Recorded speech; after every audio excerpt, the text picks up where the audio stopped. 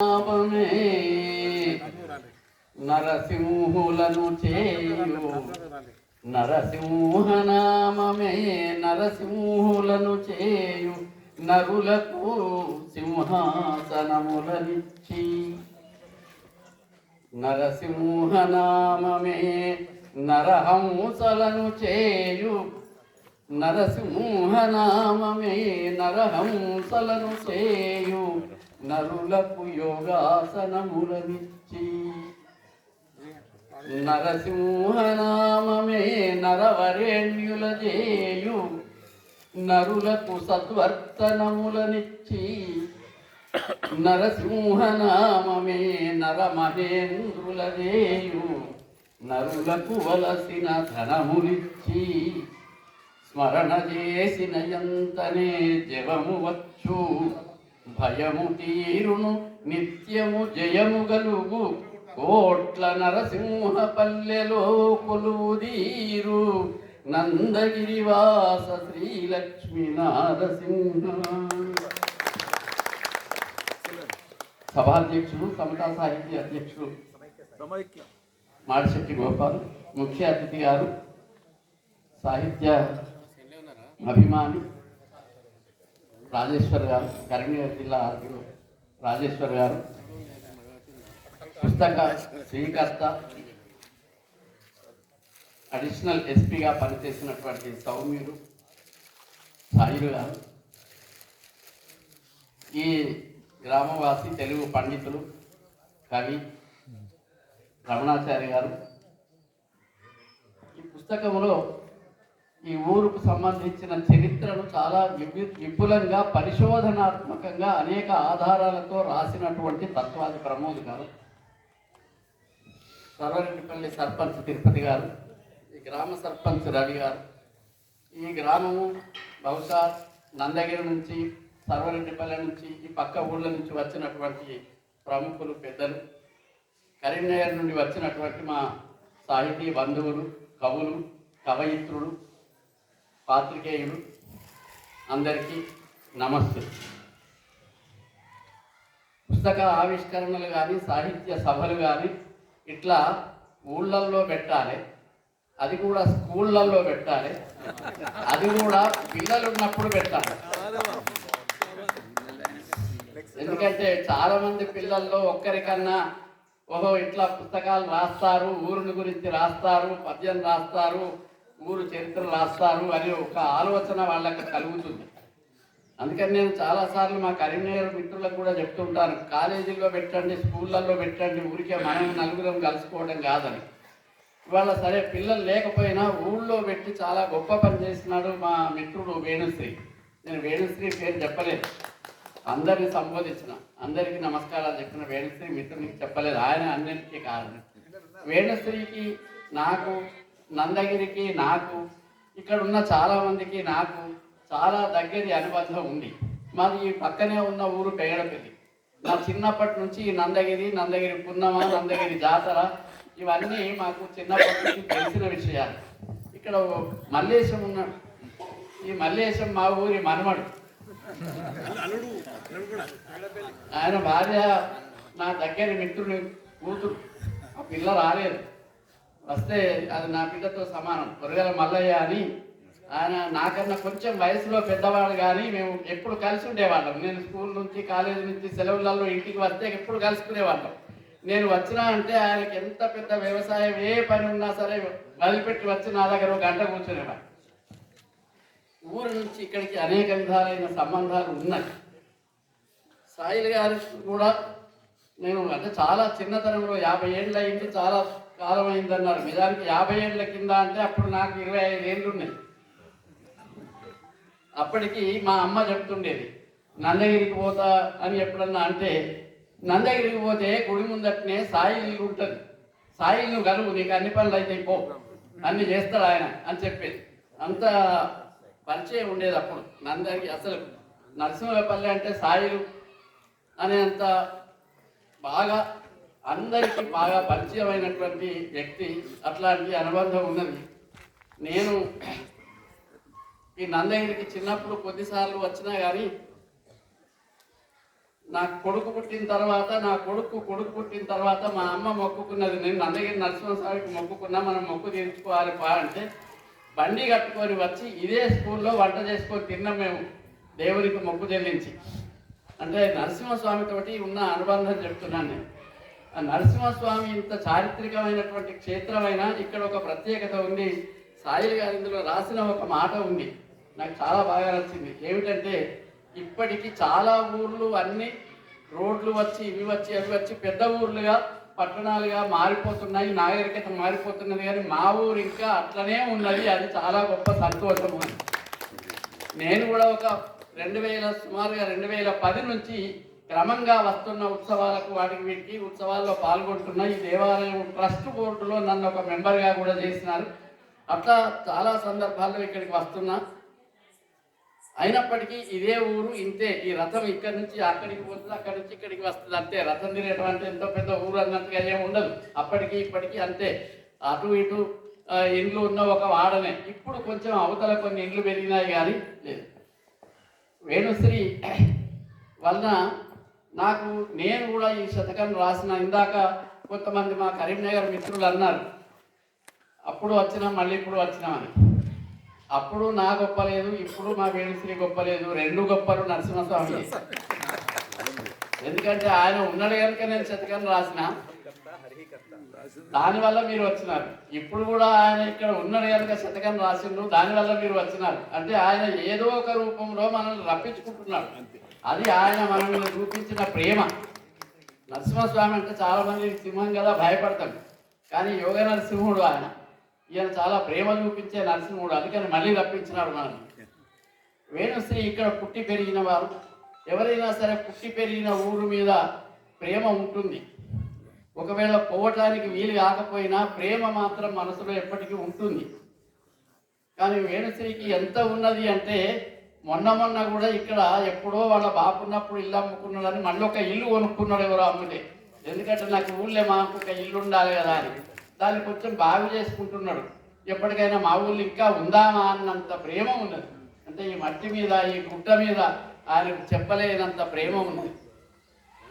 నందగిరి, గిరి అంటే కొండ పర్వతం. ఊరు పేరు అక్కడ ఉంది కానీ అసలు గుట్ట ఇక్కడ ఉన్నది. అంటే అసలు మొదలు నందగిరే. స్వామి ఇక్కడ చేరి ఉన్నాడు కనుక అందరూ నరసింహస్వామి ఉన్న పల్లె, నరసింహ స్వాముల పల్లె, నరసింహ సాముల పల్లె, సాములలో సాము పోయి నరసింహుల పల్లె అయింది. ఇప్పుడు ఈ నరసింహుల పల్లెలో దీని మీద పైకి ఎక్కి చూస్తే సిబిఎస్ వెంకటరమణ గారు ఉన్నప్పుడు కలెక్టర్గా ఉన్నప్పుడు ఒకసారి నన్ను పిలిపించుకొని, లక్ష్మణరావు నీకు తెలుసా నందగిరి అని ఒక ఊరు ఉన్నదట ఇక్కడ, చారిత్రక స్థలం అట, ఒకసారి మనం చూద్దామా అన్నారు. అంటే సరే మీరు ఎప్పుడు సమయం ఇస్తే అప్పుడు చూద్దామన్నాను. ఆయన హోలీ పండుగ నాడు సమయం ఇచ్చినాడు. హోలీ పండుగ నాడు నేను మా కాలేజీ ముందర నిలబడ్డా, ఆయన వచ్చి కారులో ఎక్కించుకొని వచ్చినారు. అప్పుడు కూడా వేణుశ్రీ వచ్చినాడు, వేణుశ్రీ తమ్ముడు కూడా వచ్చినాడు. అప్పుడు ఇక్కడికి వచ్చినాము. పైదాకా కలెక్టర్ గారితో మేము కూడా కలిసి ఎక్కినాము. అక్కడ గోడ అవి ఉన్నాయి. ఇప్పటికీ కూడా పెగడపల్లి రోడ్డు మీద నుంచి ఇటువైపు దూరం నుంచి చూస్తే పైన మీకు ఒక రాతి గోడ కనపడుతుంది. అది కోట, అదొక కోట. కింద కొంత దూరంలో ఒక మట్టి కోట కనపడుతుంది, మట్టి గోడ కనపడుతుంది. పడిపోయింది, చాలా పెద్ద మట్టి గోడ. అదే చెరువు కట్టలాగా ఉంటుంది. ఇప్పుడు అది మనకు గోడ అనిపించదు, కానీ అది గోడ ఒకప్పుడు. అది గోడనే, అది మట్టి కోట, పైన రాతి కోట. ఈ కోటలో ఉన్నది కనుక ఇది కోట్ల. అందుకని కోట్ల నరసింహుల పల్లె, కోట్ల నరసింహుల పల్లె అయింది. నందగిరి అనేది మొదటి నుంచి ఉన్నటువంటి పేరు. అట్లా నందగిరి పున్నమ, నందగిరి కోట్ల నరసింహుల పల్లె అని పిలుస్తూ ఉంటారు. చాలా అద్భుతమైనటువంటి విషయం ఏమిటంటే ఇంత చిన్న పల్లెటూళ్ళలో నుంచి కూడా ఇంత గొప్ప వ్యక్తి ఉన్నాడు. చాలామంది చాలా పెద్ద పెద్ద ఊళ్ళల్లో కూడా రాదు, ఇంత చిన్న ఊళ్ళల్లో ఉన్నాడు. ఈ వేణుశ్రీ కూడా ఇంత చిన్న ఊళ్ళో పెరిగి, ఇది రాళ్ల ఊరు. నందగిరికి పిల్లనియద్దు, నవినూరుకు ఎద్దునియద్దు అని ఒక సామెత ఉండేది. నందగిరికి ఎద్దునియద్దు, నవినూరుకు పిల్లనియద్దు అని. నందగిరికి ఎద్దుని ఎందుకు ఇయ్యద్దు అంటే ఈ భూములన్నీ రాళ్ళు. మొన్న 2-3 ఏళ్ల కింద కూడా తవ్వితే ఒక జైన విగ్రహం వచ్చింది. ఇక్కడ తవ్వితే ఎంత చరిత్ర ఉందో తెలియదు. అందుకని ఈ రాళ్లల్లో మనం ఎద్దుని ఇచ్చినట్టయితే ఆ ఎద్దు దున్నటానికి కష్టపడి మనల్ని దిప్పుకుంటుంది. అందుకని నందగిరికి ఇయ్యద్దు, నవనూరులో నీళ్లు బాగా లోతుగా ఉంటాయి కనుక ఆ పిల్ల బావి చేది చేది చేది చేది మా నాన్న ఈ ఊరికి ఎందుకు ఇచ్చిండు, మా అమ్మ ఈ ఊరికి ఎందుకు ఇచ్చిందని తిట్టుకుంటుందని ఇది ఒక సామెత పుట్టినప్పుడు. ఇట్లాంటి వాడుకలు చిన్నప్పుడు బాగా ఉండేవి. వీటన్నిటిలలో పెరిగిన వాడు ఏడుస్తాయి. అందుకని ఈ మట్టిలో ఆడుకొని, ఈ మట్టిలో తిరిగి, ఈ చేన్లలో ఈ చిలకలలో ఉండి పెరిగినవాడు కనుక ఆ జ్ఞాపకాలన్నీ కూడా ఈ నేను నా పల్లె అనే దాంట్లో రాసుకున్నాను. నిజానికి అంటే మర్చిపోలేనివి, మర్చిపోకుండా చాలామంది ఉంటాం, కానీ చెప్పుకోబుద్ధి కావాలి కదా. మర్చిపోవడం చాలామంది మర్చిపోం కావచ్చు, కానీ మనకు అవి మళ్ళీ చెప్పుకోవాలని అనిపించాలి కదా. చెప్పుకుంటే అది గొప్ప అని అనిపించాలి కదా. అది ఎట్లుంటేనే అది గొప్పనే చెప్పుకోవడం అనే ఒక భావన ఆయన లోపల ఉన్నది. ఎవరన్నా ఇంతంత పల్లె మీద నువ్వు పుస్తకం రాసినవా అని ఎవరన్నా అంటారా అంటే నాకు సంబంధం లేదు, నాకు అదే గొప్ప అని రాసినాడు. అట్లాంటి ఒక అభిమానం ఉండాలి. కవి అయి తాను రాయదలుచుకున్నటువంటి విషయాన్ని చాలా గంభీరంగా, చాలా ఉదాత్తంగా, తాను చాలా స్పష్టంగా చెప్పాలి. పల్లెటూరు మీద ఇప్పటి వరకు తెలుగు సాహిత్యంలో 2-3 పుస్తకాల కన్నా ఎక్కువ రాలేదు. మొత్తం ఆంధ్రదేశంలో పింగళి కాటూరి కవులు అనే 2 కవులు ఉన్నారు. వాళ్ళు తొలకరి అని ఒక పుస్తకం రాసినారు. ఆ పుస్తకంలో ఒక 20 పద్యాలు వాళ్ళ ఊరు గురించి రాసుకున్నారు. మొత్తం సాహిత్యం అంతా నేను కూడా వడబోసిన దీనికోసం చూస్తే ఒక్క 20 పద్యాలు తప్ప తమ సొంత ఊరు మీద రాసుకున్న వాళ్ళు లేరు. నాయన సుబ్బారావు అనే ఒక అతను జన్మభూమి అని ఒక కావ్యం రాసినాడు. అది వాళ్ళ ఊరు మీదనే రాసుకున్నాడు, కానీ దాన్ని ఒక పెద్ద గొప్ప కావ్యంగా రాసినాడు. అది చదివితే మనకు దేశం గురించి రాసినాడు అనిపిస్తుంది, కానీ ఒక ఊరు గురించే రాసినాడు అనిపించదు. అంటే ఊళ్ళో విషయాలు కొన్ని ఉన్నాయి, దేశం గురించి కొన్ని ఉన్నాయి. అప్పుడు అట్లా అచ్చంగా ఇట్లా ఒక ఊరును మాత్రమే వర్ణించింది కాదు, ఇట్లా ఊరును మాత్రమే వర్ణించినటువంటి ఒకే ఒక గొప్ప కావ్యము ఆచి వెంకటాచార్యులు గారు సిరిసిల్ల దగ్గర ఆవునూరు అని ఒక ఊరు ఉంది. ఆ ఊరిలో పండితుడు ఆయన మా ఊరు అనే పేరుతో ఒక పుస్తకం రాసినాడు. మాదొక పల్లెగా మాదొక పల్లె కాదు, 10 మంది ధనాఢ్యుల బస్తీయులు కాదు, బజారులో మురికి కాల్వలు పోవుచునుండు, బజారులో మురికి కాల్వలు పోవుచునుండు, మాట మర్యాద మన్ననయు మా ప్రతి ఇంటను కనపడుతుంది. మీకు ఊరికి వచ్చి చూస్తే రోడ్లు దారి బాగుండదు, ఉరికాలు వెళ్తాయి, కానీ ఇంట్లోకి పోయి చూస్తే మాట మర్యాద మన్నన ప్రతి ఇంట నుండు. అది ఆయన ఊరిని గురించి చెప్పుకున్న గొప్ప విషయం. అట్లా తమ ఊరిని గురించి మా దామోదరరావు మిత్రులు మా ఊరు గూడెం అనే పేరుతో ఒక పుస్తకం రాసుకున్నారు. ఇట్లా ఊరిని గురించి రాసినవి వేళ్ల మీద లెక్కించేవే ఉన్నాయి. ఇంకెవరన్నా మా కవి మిత్రులు, పండిత మిత్రులు ఇవి కావు సార్ ఇంకా కొన్ని ఏమన్నా ఉన్నాయని చూస్తే నేను సంతోషిస్తాను. ఆ తిరుపతి రాసుకున్నాడు, తిరుపతి రాసిండి. ఇట్లా కొంతమంది రాస్తున్నారు కానీ సమగ్రం కాదు. మన వడ్ల శంకర్ నిన్న ఆయన కూడా రాసిండు, నిన్ననే ఇచ్చిండు ఒక పుస్తకం, కానీ తక్కువ.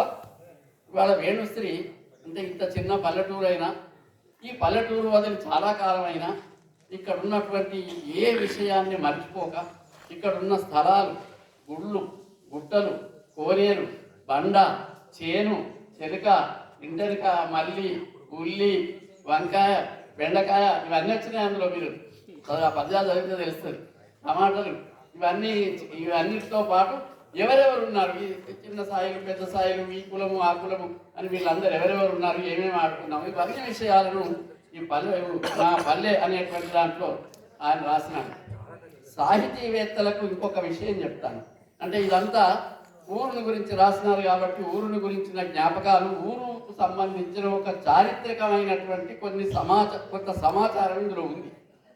ఇంకొక విషయం ఏం దొరుకుతుందంటే, ఈ పద్యాలు చదివితే ఈ పద్యాలలో ఉన్న మాటలన్నీ కూడా 50 ఏళ్ళ కింద మాట్లాడుకున్న మాటలే ఉంటాయి.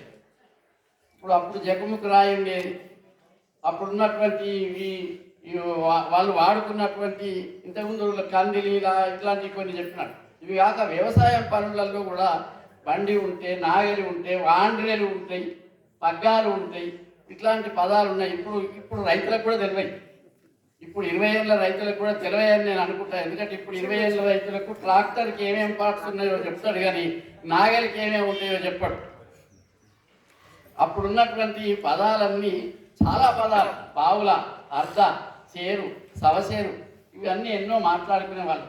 అట్లా అనేక విషయాలు అప్పుడు మాట్లాడుకునేవి, ఒకరితో ఒకరు మాట్లాడుకున్నవి, ఇవన్నీ పదాలను వాడినాడు. అందుకని ఇది ఏమవుతుందంటే గ్రామీణమైన పల్లెటూరుకు సంబంధించిన పద సంపద కూడా ఇందులో ఉంటుంది. ఈ పల్లెటూరు నేను నా పల్లె అనేటువంటి పుస్తకంలో ఉంటుంది. ఈ పుస్తకాన్ని తన చిన్ననాటి స్నేహితునికి అంకితం చేయడం కూడా ఒక గొప్ప విషయం. ఇది ఎవరికో సిటీలో ఎవరికన్నా ఇస్తే పేరు వస్తుంది కదా, లేదా ఎవరికన్నా ఒక పెద్ద పలుకుబడి ఉన్న వాళ్ళకి ఇస్తే నాకు ఏదన్నా పురస్కారం వస్తుంది కదా, లేకపోతే ఎప్పుడన్నా పెద్ద సాల్వా కప్పుతాడు కదా అని ఇట్లాంటి ఆలోచనలు చేయలేదు. ఇది ఎవరికి యోగ్యమైంది, ఎవరికి అర్హమైంది, ఎవరికి తగిందో వాళ్ళను ఎంచుకొని ఇచ్చినాడు. తాను ఇక్కడ లేకపోయినా ఎప్పుడు వస్తా అంటే అప్పుడే కార్యక్రమం పెడతా అని చెప్పి తను ఇచ్చుకున్నాడు, అంకితం ఇచ్చినాడు. అట్లా ఈ నేను నా పల్లె అని అన్నాడు. సరే మన పల్లె అని కూడా అనొచ్చు ఎవరికైనా. మహాకవి శ్రీనాథుడు ఉన్న ఊరును కన్న తల్లి ఒక్కరు పన్నరీతి అని రాసినాడు. ఆయన కాశీలో ఉండేవాడు.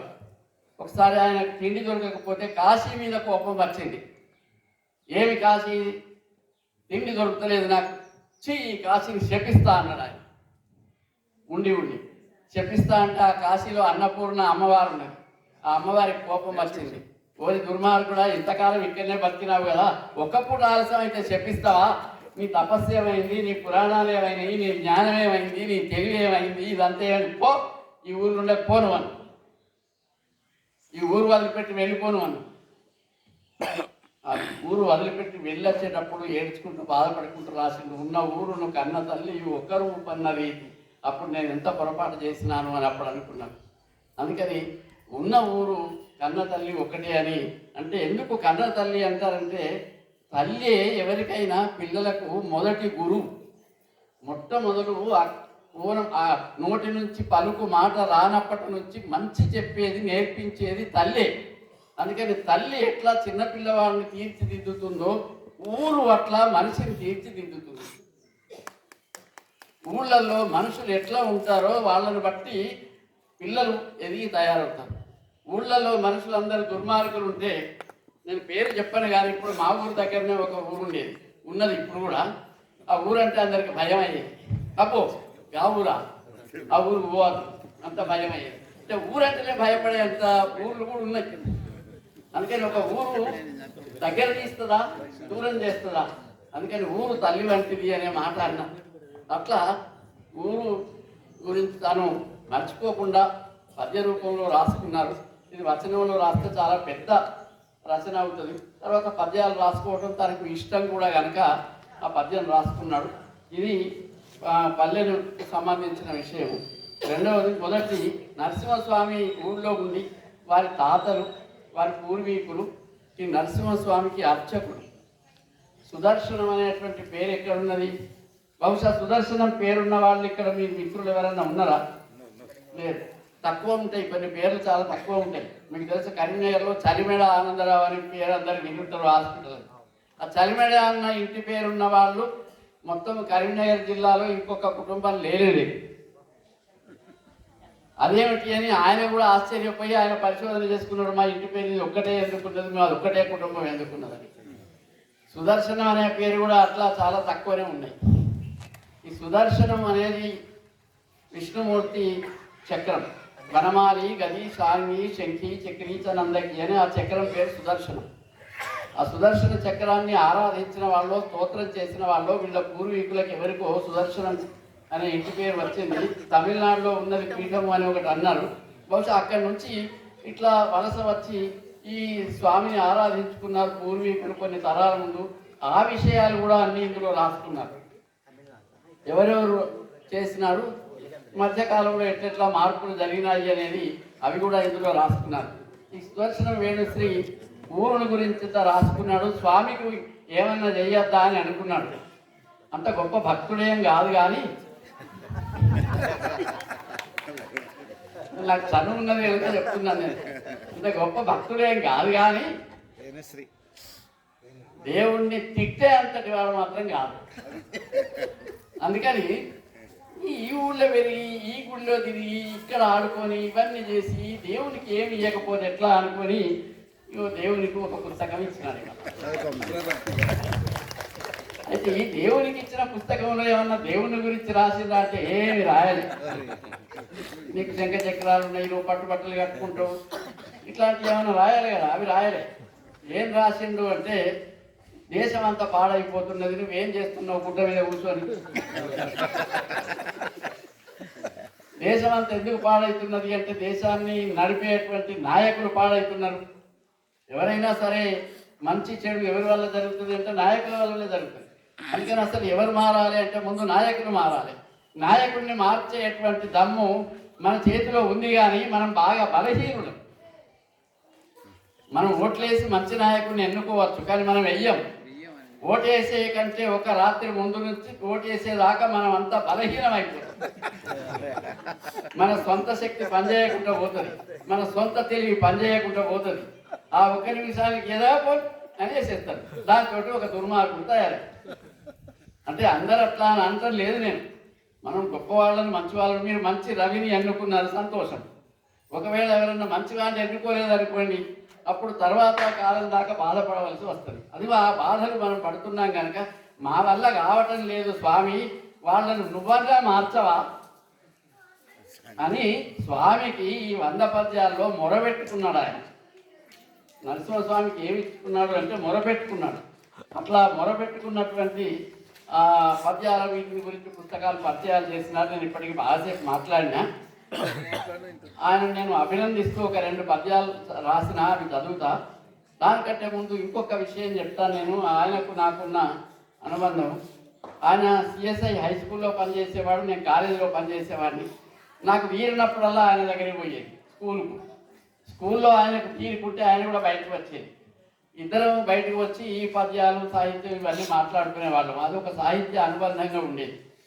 ఇంకొక విషయం చెప్తాను, స్వేచ్ఛాకవి అని అంటున్నారు. స్వేచ్ఛ అనేది మొదటి కవితా సంకలనం కరీంనగర్లో రైస్ మిల్లర్స్ హాల్లో అయింది, నాకు జ్ఞాపకం ఉన్నంత వరకు. అప్పుడు కూడా నేను మాట్లాడినా, ఆయన అన్ని పుస్తకాలకు నేను మాట్లాడినా, తను అన్ని పుస్తకాలకు నేను మాట్లాడినా. అంత అనుబంధం ఉంది కనుక అట్లా ఉంటాను. అప్పుడు బాగా సిగరెట్లు తాగేది.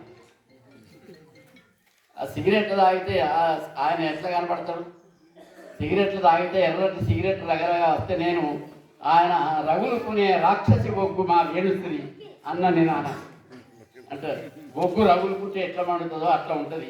ఆయన కవిత్వం కూడా అట్లనే ఉంటుంది, అట్లా మండే అలాగే ఉంటుంది. అది ఇందులో చాలా చోట్ల మనకు కనపడుతుంది. అంటే చాలా కోపం, నాయకుల మీద కోపం, దుర్మార్గుల మీద కోపం, మంచి చేయని వాళ్ళ మీద కోపం, ఇవన్నీ ఈ కోపం అంతా ఇందులో కూడా కనపడుతుంది నాయకుల దాంట్లో కనపడుతుంది.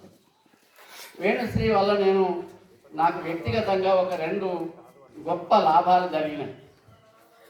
నా వల్ల ఆయనకి ఏం జరిగిందో జరగలేదో నాకు తెలియదు.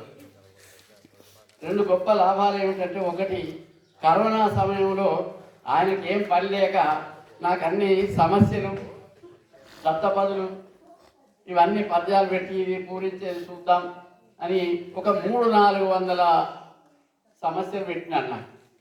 నేను కూడా ఏదో చూద్దామని సవాలుగా తీసుకొని అవన్నీ పూరణ చేసుకుంటూ పోయినా. అప్పుడు ఏం చేసినారంటే, నీకు ఇంత పద్యాలు రాసే శక్తి ఉంది కదా, అవధానం చెయ్యన్నారు. అట్లా నేను అవధానం చెయ్యటానికి నాకు అర్హత ఉన్నప్పటికీ ఆ అర్హత నాకు ఉన్నదని నేను అనుకోలేదు. నాకు ఉన్నదని చూపించి నాతో అవధానం చేయించి నన్ను అవధానం చేసిన వాడు మా వేణుశ్రీ. రెండవది ఏమిటంటే, వెదిరిలో వాళ్ళ బంధువుల ఇంట్లో ఒక తాటాకుల పుస్తకం ఉంది. ఆ పుస్తకం తెచ్చిచ్చింది నాకు. నేను ఇట్లా చూసి ఎందుకు నాకేది మీ దగ్గరనే ఉంచుకోపోని ఆయనకే ఇచ్చేసినామని. ఆయనకు ఒక సంవత్సరం ఉంచుకున్న తర్వాత నేనే అడిగిన, ఒక సంవత్సరం నీ దగ్గర ఉన్నది ఏం చేసినావు దాన్ని అంటే, ఏం చేయాలి భద్రంగా పెట్టినా అన్నాడు. అయ్యో అట్లా పెడితే ఎట్లా, ఒకసారి తీసుకురాని మళ్ళీ తీసుకొచ్చినాను. మళ్ళీ తీసుకొచ్చి ఆ తాళపత్ర గ్రంథం తాటాకుల పుస్తకంలో ఉన్న శ్లోకాలు, అందులో ఉన్న వివరణలు అవన్నీ నేను ఎత్తి రాసి, అది సంస్కృతంలో ఉన్న శ్లోకాలకు నేను తెలుగు పద్యాల అనువాదం రాసి ఆ తాళపత్ర గ్రంథాన్ని అది మూసి పత్రికలో సీరియల్గా అచ్చు కూడా అయినా. అంటే ఒక తాళపత్ర గ్రంథాన్ని పరిష్కరించే ఒక అవకాశం కూడా నాకు వేణుశ్రీ కల్పించింది. అట్లా పరస్పర అనుబంధంతో సహకారంతో ఒకరిని ఒకరు, నేను కూడా నాకు పద్యాలు రాస్తే అప్పుడప్పుడు నేను ఇది ఏ పద్యం అయ్యా అనేవాడిని, మళ్ళీ అందులో కొన్ని సవరణలు చేసుకునేవాళ్ళం. అట్లా ఇవాళ సొంత ఊరిలో దేవుని ముందర అందరి ఊరి వాళ్ళందరి ముందర, ఆత్మీయుల ముందర, సాహితీవేత్తల ముందర ఈ 2 పుస్తకాలు ఆవిష్కరింపజేసుకొని అంకితం చేసినటువంటి వేణుశ్రీ మిత్రుడిని నేను అభినందిస్తూ, మధ్య మధ్యలో ఎప్పుడన్నా దేవుణ్ణి తలుచుకొని రారాదా మనం కార్యక్రమం లేకపోతే? కానీ రామ్ మనం, ఎందుకంటే తీరదు మనం. చదువు పూర్తయినంక స్మరింతమనుకున్నా, చదువు పూర్తయినంక స్మరింతమనుకున్నా, పదవికై మనసేమో పరుగు తీసే. చదువు అయిపోగానే ఉద్యోగం పడిపోతే కానీ దేవుని దగ్గర రా. చదువు పూర్తయినంక స్మరింతమనుకున్న, పదవికై మనసేమో పరుగు తీసే. పదవి దొరికినంక పడతి తోడుగా వచ్చి, ఇల్లాలి మురిపాల ఇట్ల గడిచే. ఇల్లు కావలనంచు పిల్లల చదువంచు, బతుకు పొద్దంతయు వాలిపోయే. ఇల్లు కావలనంచు పిల్లల చదువంచు, బతుకు పొద్దంతయు వాలిపోయే. రామ హే రామ నారాయణాయంచు, తప్పదన్నప్పుడే తలచుకాయే. తీరికే లేని ఇంత సంసారమిచ్చి, తీరికే లేని ఇంత సంసారమిచ్చి, మరువజేతు నన్ను మాయగాడ. కోట్ల నరసింహ పల్లెలో కొలువు నీరు, నందగిరివాస శ్రీ లక్ష్మీ నరసింహ. మా వేణుశ్రీని అభినందించిన పద్యాలు చదివి నేను సెలవు తీసుకుంటాను. బహుశా అందరికీ ఆకలి అవుతున్నట్టు లోపల ఇంకెంతసేపు మాట్లాడతారని అనుకుంటుండవచ్చు, కానీ అందరం మళ్ళీ ఇట్లా కలుసుకునే సందర్భం రాదు కదా. నాయకులీనాడు న్యాయము లేకుండా పాలనమును చేయ బాధపడియు, నాయకులీనాడు నయవంచకులవోలే వర్తింపగా దూచి వనట చెంది. నాయకులీనాడు నానా విధముల కూడబెట్టుట చూచి కోపమంది. నాయకులీనాడు నట చక్రవర్తులై పల్కు మాటలు విని భగుమనుచు. మీరు కూడా మాట్లాడతారు, లోపల కూడా చేస్తారు. అది బాలగంగాధర తిలక్ అనే కవి ఒకటి అన్నాడు, ఎన్నికల్లో ఎగిరేసిన వాగ్దానపు కత్తులకు మొనకన్నా పిడి దగ్గర వాడి ఎక్కువ. అందుకని రాజకీయ నాయకులు వాగ్దానాలు విసిరేస్తారు చూడండి, దానికి అవతల దిక్కు పాలన ఉండదు, వాళ్ళ దగ్గరనే పాలన ఉంటుంది. ఇటే లాభం అవుతుంది, అటు కాదు. అది మనం పట్టుకోము, అది మనం తెలుసుకోము. నాయకులీనాడు నట చక్రవర్తులై పల్కు మాటల విని భగుమనుచు. నాయకమ్మన్యులీ రీతి నడుచుచుండ, దేశమే గతి బాగుగా తీర్చనగును అనుచు. లోన కుమిలిన మనము తోడ వ్రాసే నాయక శతకము వాసిగాంచ. జనము కోసము సుమీ సాహిత్యమనియడు, అట్టి సిద్ధాంతము నమ్మినాడు. వాడుక భాషలో వచనమో పద్యమో రాయుటే మేలను రాగాడు. కపటపు మాటలు చపలపు బుద్ధులు కలుగు మనుషులన్న అలుగువాడు.